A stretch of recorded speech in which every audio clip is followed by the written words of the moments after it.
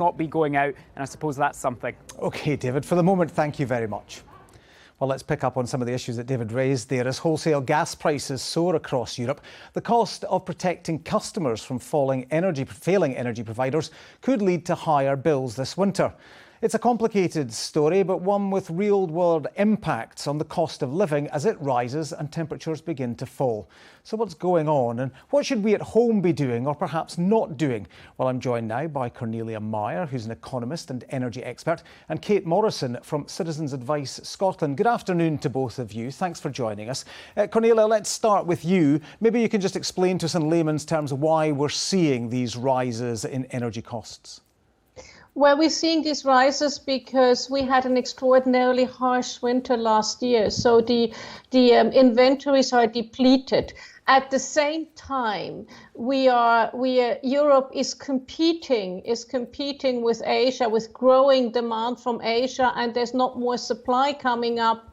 And, you know, the chickens are a little bit coming home to roost. I'm a big supporter of the energy transition and of COP26. But we need to make sure that we take care of that transition fuel, gas, which has sort of been thrown in the same bucket with coal and so on, which is wrong, to make sure we have that infrastructure to get us over the hump until we have enough renewable energy to satisfy all energy needs. Well, we're very focused here on the energy companies in this country and the fact that some of them might collapse. But how much of this is a Europe-wide, a global problem? It is a Europe-wide, it is a global problem. There's just simply not enough gas to go around right now because of the harsh winter, because of growing Asian demand and so on. But it's also a UK problem because we have the price cap on gas, which sort of limits what energy companies can charge. Obviously, they can adjust. It's the highest. The price cap is the highest it has ever been. Of course, they can adjust to a certain degree as to what their supply costs are, but not totally. So if your supply costs rise and you can only charge that much, that does affect your bottom line. But I can see both sides. I also understand the cost of living crisis, because we literally may see people who have to choose between food and heat this winter, and that cannot be in an OECD country. Well, let's focus on the human cost of that. Kate, what is your advice to people who may be in this situation where they might see their bills rise or even their energy company collapse? Yeah, so I mean, at Citizens Advice Scotland, we've been concerned about the perfect storm, really, that's facing people this winter for some time. So it's not just that, you know, we know that energy prices are going to go up. That's been planned in terms of the price cap rise for some time. But really, the problem's twofold. You've got on the one hand, universal credit is going to be reduced by £20 per week. Now, that's been a real lifeline for people over the past 18 months. At the same time, we're seeing the furlough scheme end, and of course now we're seeing the cost of living rise, and energy prices are going to go up. So I guess advice to people, if you are struggling, is of course to seek help. So our network is always, you know, standing ready to help people and support them through that. But what we really need to see is the universal credit uplift being maintained, so people can actually afford to pay their bills, you know, in full and on time. And the advice previously, of course, was if your bill was rising, was to perhaps look for a cheaper company. But switching at the moment would not be a wise move, it seems. Well, you certainly don't want to look into switching immediately if your supplier's gone out of business. You kind of hang tight and let that process, what's called the supplier of last resort, take over.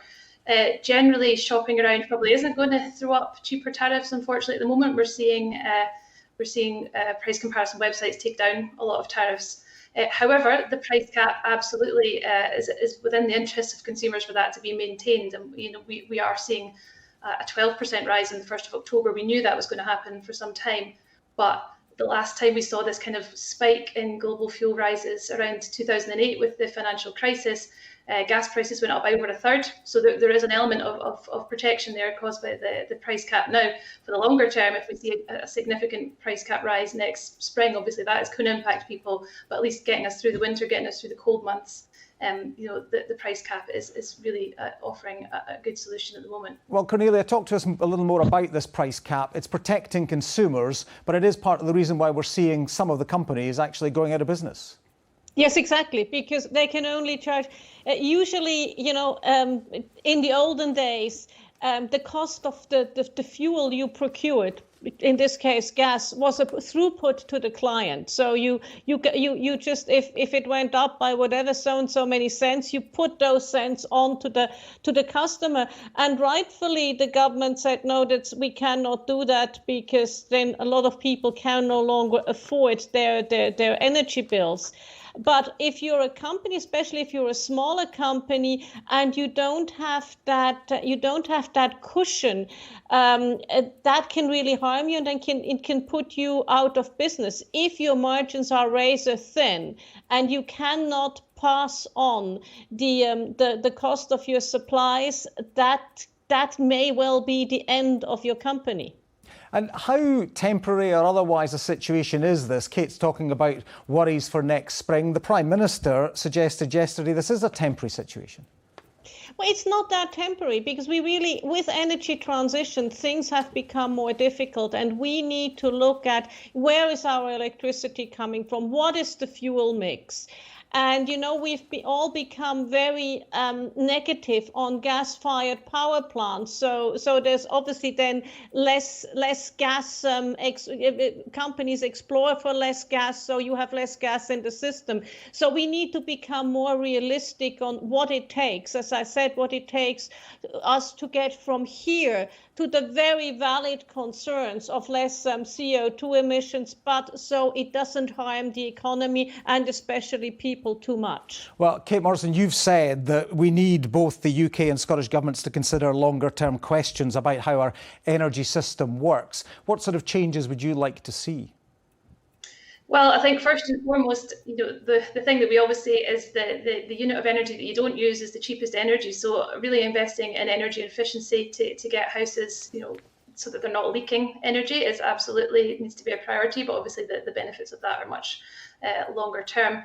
And I think beyond that, as I've mentioned, we really need to see the universal credit, £20 staying on the bills. We need to see for people whose supplier goes out of business that they are not losing out on things like the warm home discount, which is a bit of financial support that you get and which sometimes can be lost as you transition from one supplier to another.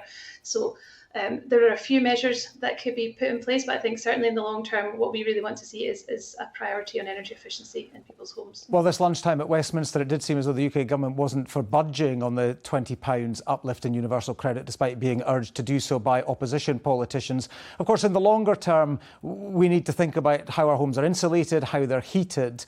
There's a huge amount of cost involved in change. There's a huge upheaval. Do you think that the public are ready for that?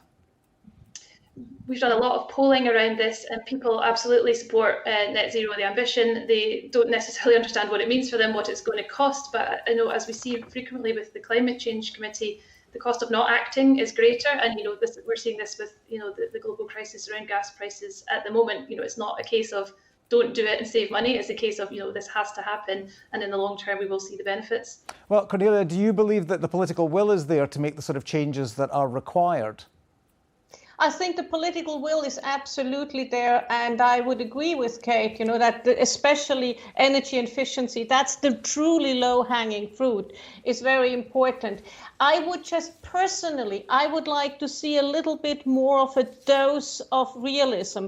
Our goals are very aspirational and we need to get there, but we really need to think on how we get there. And again, gas is an ideal transition fuel because it is so much less, it emits so much less CO2 than coal and oil and so on. So we need to probably be a little bit kinder to gas in the interim, because we need to get over that hump. We are not getting from here to net zero from today to tomorrow. We really need to map out more precisely on how we get there, so we get there efficiently and the least amount of people get hurt.